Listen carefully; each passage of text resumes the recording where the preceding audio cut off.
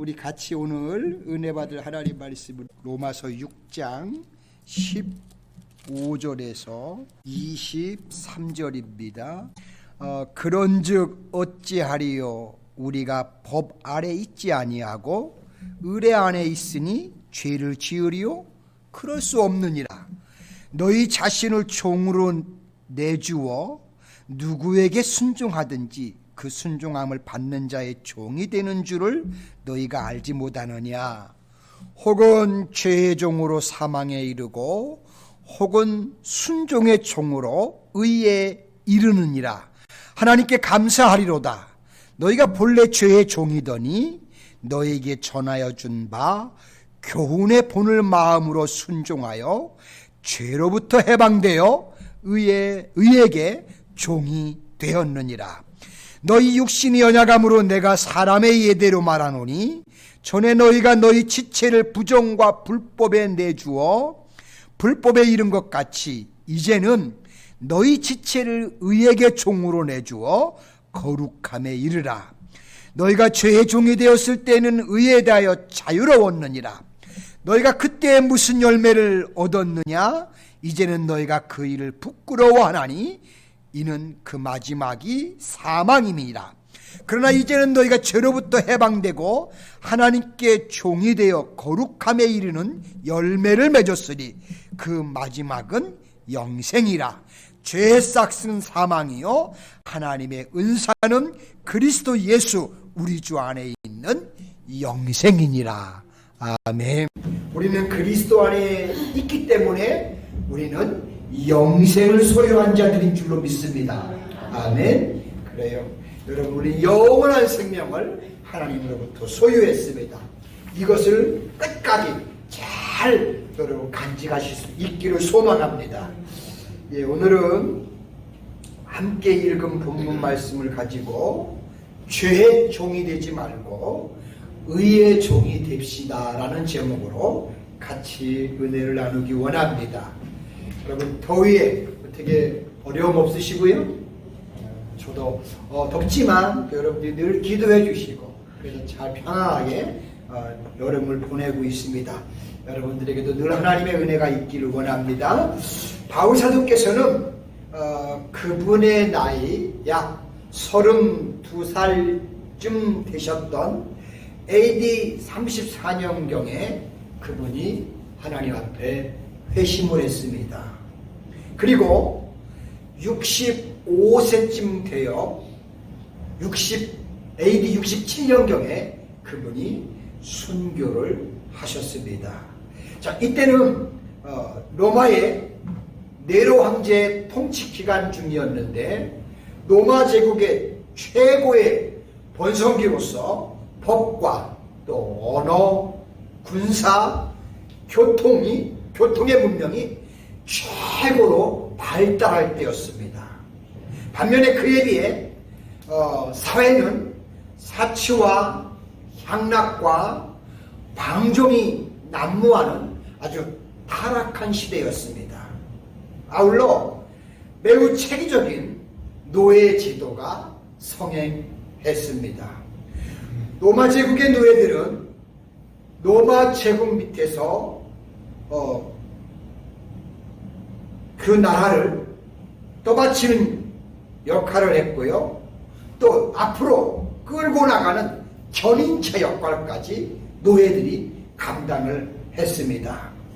이 노예들은 전쟁포로 또는 채무자 아니면 범법자, 파산 등에 의해서 노예로 전락되어 유력한 귀족 가문들의 소속이 되었는데 이 사람들은 한낱 주인의 소유물에 지나지를 않았습니다.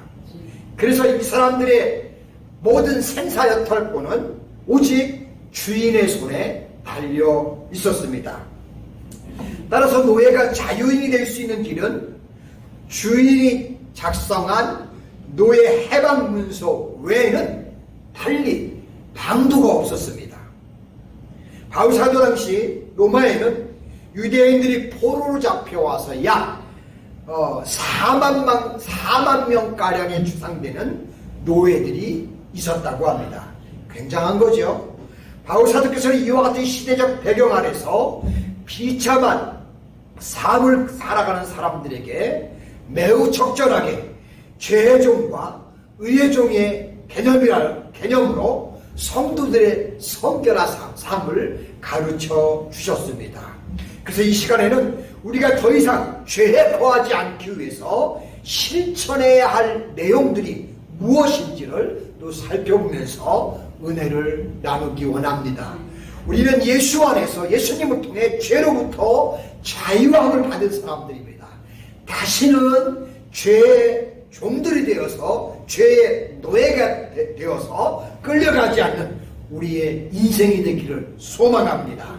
첫째, 죄가 우리 몸에 더 이상 왕노릇하지 못하게 하는 겁니다.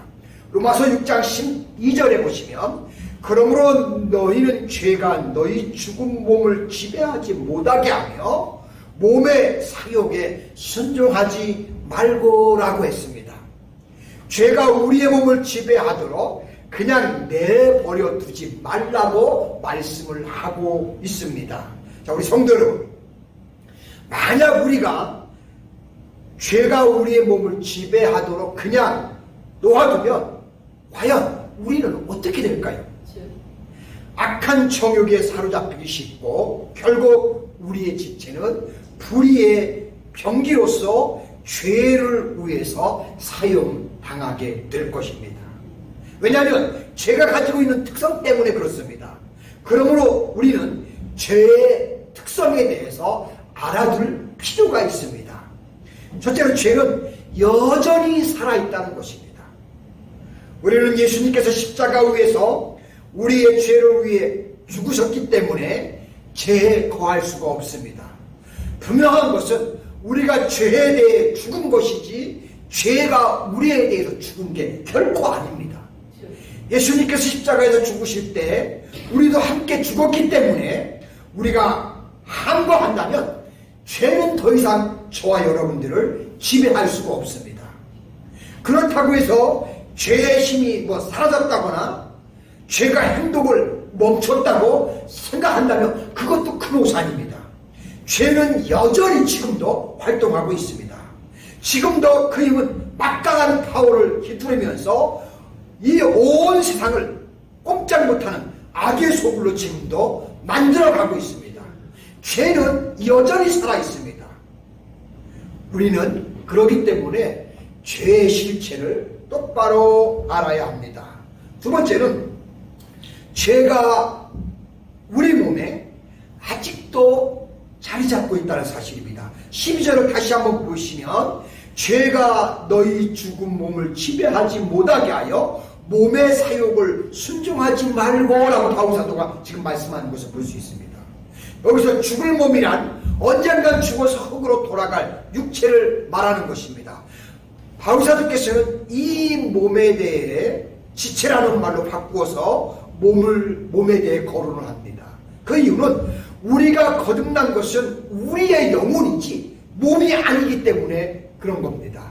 우리의 몸은 예수님이 재림하셔서 다 함께 부활할 때 썩지 아니할 신령한 몸으로 변할 몸들이에요. 지금 이 몸이 아니고요, 새로운 몸으로, 신령한 몸으로 변화된 몸이 우리의 몸이라는 것을 우리는 기억해야 합니다. 두 번째, 우리의 지체를 의의 병기로 하나님께 드리는 겁니다. 성도 여러분, 우리 몸에 죄가 왕노릇하지 못하게 하기 위해서는 우리의 지체를 불의의 병기로 드리지 않아야 하지만 그것만으로 충분하게 해결되지는 않습니다.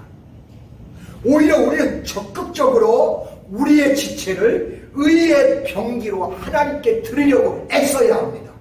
그것이 바로 불의의 병기로 사용되는 것을 막는 지름길입니다. 그래서 바울 사도께서는 13절로 14절에 보시면 너희 지체를 불의의 무기로 죄에게 내어주지 말고 오직 너희 자신을 죽은 자 가운데서 다시 살아난 자 같이 하나님께 드리며 너희 지체를 의의 무기로 하나님께 드리라라고 했습니다. 여러분, 우리의 몸과 우리의 지체들을 우리 하나님 앞에 귀한 의의 무기로 드릴 수 있는 저희들의 몸과 마음이 되기를 소망합니다. 놀라운 사실은 우리가 우리의 몸을 불의의 병기로 드릴 때에는 죄가 우리의 삶 안에서 마음대로 나를 휘저으며 왕노릇하며 활개를 치는데, 반대로 우리가 우리 몸을 의의 병기로 하나님께 드리면 더 이상 죄가 우리를 주관하지 못하게 된다는 사실입니다. 하나님의 의가 의려 우리가 살려고 몸부림치고 병기로 들려오면 죄를 지려고 하다가도 수담하게 되고 죄에 더 이상 병기의 노릇을 하지 않게 된다는 겁니다. 즉 우리가 하나님 말씀에 순종하기만 하면 죄가 우리를 이기지 못하게 된다는 것을 우리가 알게 된다는 겁니다. 자, 우리 사랑하는 성도 여러분, 한번 이 약속을 믿고 실천해 보시기 바랍니다. 죄가 절대로 그러면 여러분들을 이기지 못할 것입니다. 갈라디아 5장 16절에 보시면 내가 이르노니 너희는 성령을 따라 행하라. 그리하면 육체의 욕심을 이루지 아니하리라 라고 하셨습니다. 날마다 기도하시면서 하나님의 성령의 인도함을 받으면 우리가 분명 모든 것들을 이겨나가는 삶이 될 것입니다. 자, 여러분들이 만약 죄가 우리를 주관하지 못한다는 약속의 말씀을 실제로 체험하고 싶으시면 우리 몸을 하나님이 기뻐하시는 도구로 드리는 겁니다. 사실 우리는 죄 짓지 안 짓는 것으로만 만족해서는 안 됩니다.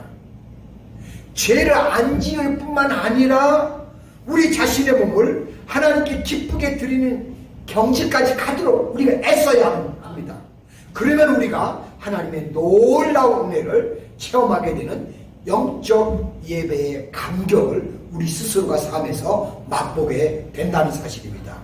로마서 12장 1절에 보시면 그러므로 형제들아 내가 하나님의 모든 자비하심으로 너희를 권하노니 너희 몸을 하나님 기뻐하시는 거룩한 산제사로 드리라. 이는 너희가 드릴 영적 예배니라고 말씀하십니다. 저와 여러분들이 우리의 몸을 하나님께 의의 병기로 드리는 가운데 풍성한 영적인 예배를 늘 경험하시고 날마다 하나님의 은혜 가운데서 살아가시는 우리의 멋진 인생이 되시기를 주님의 이름으로 축복합니다. 세 번째는 의의 종으로 살아 거룩함에 이르러야 합니다.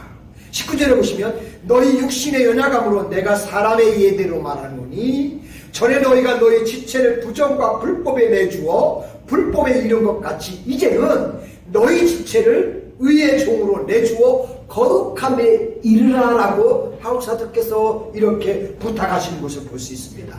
자, 우리 성도 여러분, 우리가 만약 죄가 원하는 대로 우리의 몸을 내어준다면 우리는 죄의 종밖에 될 수 없을 겁니다.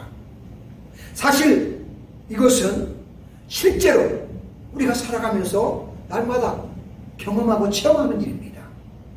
그러나 우리는 예수님을 믿으면서 우리의 신분이 달라진 것을 확실히 알아야 합니다. 우리가 다시 죄의 종으로 돌아가는 것은 절대 불가능합니다. 왜 그럴까요? 자, 17절로 18절 말씀 보시면 하나님께 감사하리로다. 너희가 본래 죄의 종이었더니 너희에게 전해준 바 교훈의 말씀에 교훈의 본을 마음으로 순종하여 죄로부터 해방되었으니 의의 종이 되었느니라. 아멘. 여러분, 우리 누구 때문에요?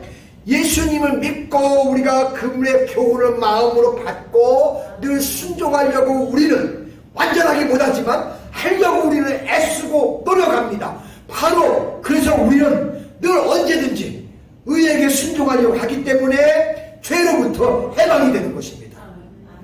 우리는 절대로 다시 죄의 종이 될 수는 없는 신분입니다. 죄가 하는 대로 우리의 몸을 내맡기는 일은 예수님 믿기 전에 하던 우리의 버릇일 수 있습니다. 우리가 예수님 몰랐을 당시에는 19절 말씀처럼 전에 너희가 너희 지체를 부정과 불법에 내어주고 라고 한 것처럼 우리는 불법에 이르는 짓을 많이 했습니다. 하지만 20절 보십시오.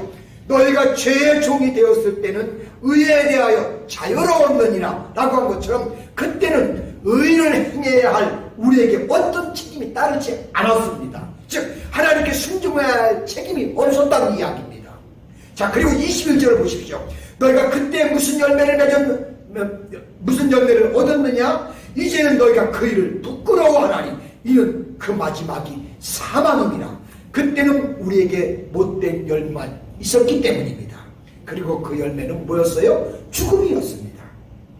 그렇지만 이제는 우리의 입장이 달라졌습니다. 여러분, 오늘 말씀에 이제는이라는 말이 3번 사용이 되었는데요. 19절에 보시면 너희 육신이 연약함으로 내가 사람의 예대로 말하노니 전에 너희가 너희 지체를 부정과 불법에 내주어 불법에 이른 것 같이 이제는 너희 지체를 의리의 종으로 내어주어 거룩함에 이르렀도다. 아멘. 그렇게 말씀하고 있습니다. 그리고 또한 22절에 보시면 그러나 이제는 너희가 죄로부터 해방되고 하나님의 종이 되어 거룩함에 이르는 열매를 맺었나니 그 마지막은 영생입니다. 우리는 이제는 뭐라고요? 마지막은 뭐라고요? 영생이라고요. 할렐루야. 지금 우리는 죄의 종이 아니기 때문에 더 이상 이제는 옛날처럼 부끄러운 행동을 할 수가 없습니다. 지금 우리는 거룩한 삶을 살아야 할 위치에 놓여 있습니다. 그럼에도 불구하고 우리가 죄에 거할 수 있겠습니까? 자, 우리 몸을 죄에게 드려 죄가 왕노릇하도록 내버려 둬야 하겠습니까? 우리의 몸을 죄에 드려 죄가 마음대로 사용할 수 있도록 한다면 제가 앞에서 서두에서 말씀드린 것처럼 우리의 신앙생활은 대혼란에 빠질 수밖에 없을 겁니다. 여러분, 우리가 죄를 짓는 것은 죄의 종으로 다시 돌아가는 것이요 죄의 독으로 자기를 바치는 것이 되는 겁니다. 이것은 우리를 구원하신 하나님의 계획의 정면으로 대적하는 것입니다. 데살로니가전서 4장 3절에 보시면 하나님의 뜻은 이것이니 너희의 거룩함이라고 말씀하셨는데 하나님은 우리를 거룩하게 하려고 구원해 주셨습니다.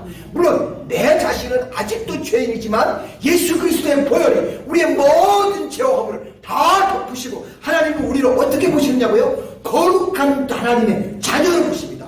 내가가 아니고 하나님 우리를 그렇게 봐주신다는 사실입니다. 그러면 우리는 늘 자부심을 가져야 되는데 나는 내가 여전히 죄인이고 여전히 부족하지만 예수 보혈로 희생받았고 하나님이 나를 거룩한 자로 봐주신다고 우리는 늘 믿고 나는 그래서 거룩한 백성이야. 이 자부심을 우리는 언제나 마음속에 가져야 한다는 사실입니다.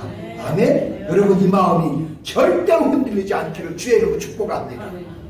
우리가 22절을 통해 거룩의 중요함을 배우는데 거룩의 열매는 결국 뭐냐? 우리가 그래서 늘 거룩하면 그 열매가 있는데 그것은 영원한 영생입니다.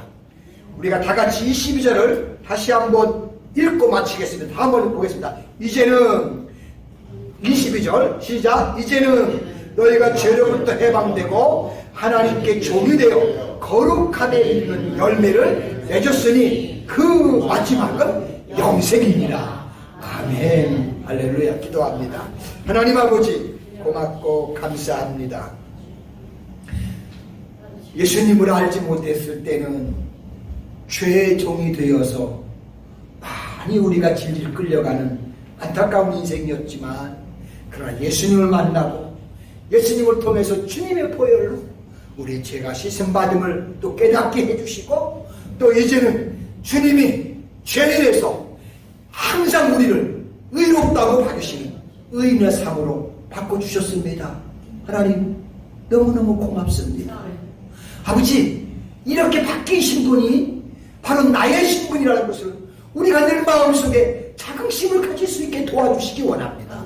그리고 하나님, 항상 내가 하나님 앞에서 하나님이 나를 보실 때는 부족하지만 의롭게 봐주신다는 이 사실 앞에 자부심을 느끼면서 내가 그런 종이지, 내가 그런 사람이지 하면서 날마다 우리가 의의 길로 나아가는 믿음의 권속들이 되며 하나님 나라의 가족이 되게 역사해 주시고 이런 삶이 나의 삶이라는 자부심을 가지고 멋지게 당당하게 이 세상을 멋지게 살아가는 우리 노스캐롤라이나 하나님께 온 성도님들에게 축복하여 주시옵소서. 감사를 드리며 예수님의 거룩하신 이름으로 기도드립니다. 아멘.